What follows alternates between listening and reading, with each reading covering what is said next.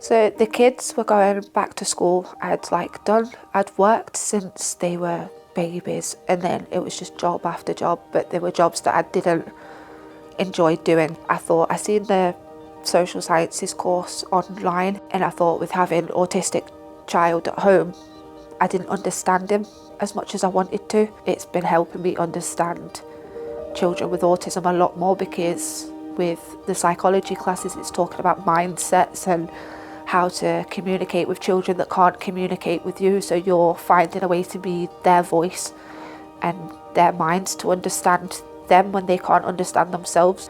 That's my end goal, is child psychology. We did a class group work that was a self-help guide to students starting college, whether that was older students or students coming from school into college, or even like myself that have had a big long break from education. It was odd because from the start of that class I was the quiet one, and then towards the end of it I was the one that was just shooting out roles to everyone. Even like people that were quieter than me started to come out their shell and just bringing out their own little characters. It was good.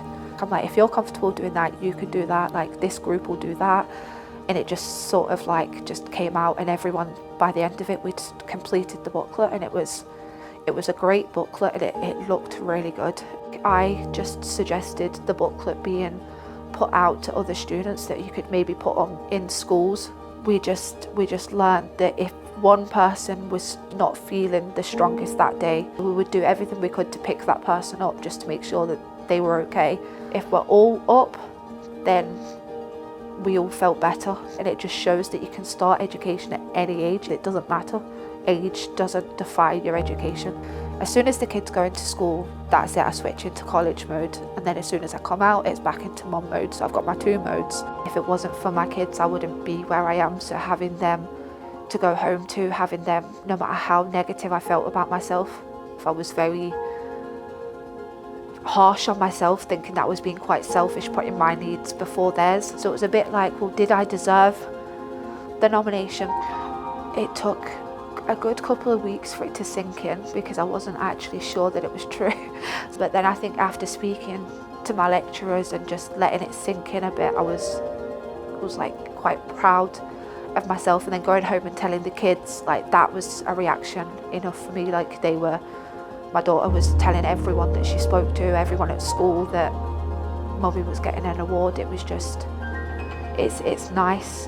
I just feel a lot like stronger in myself as well. So from the start of college to the end of college, it's two different people. It's hard to even think that I was that person before I started. I'm still a mum with 3 young kids, 4th on the way. So it's just like, I am still a mum, but I have another identity that when I walk into these doors at college, I'm a total different person. I'm not just Steph with kids, it's just Steph. I've got my own identity outside of being a parent. Every single person has got their own hurdle, so for every person to be standing where they are on that stage should be very proud of themselves, that they've overcame everything. So for them to push through what they've pushed through, they should be very proud of themselves, and everyone around them is proud of them as well.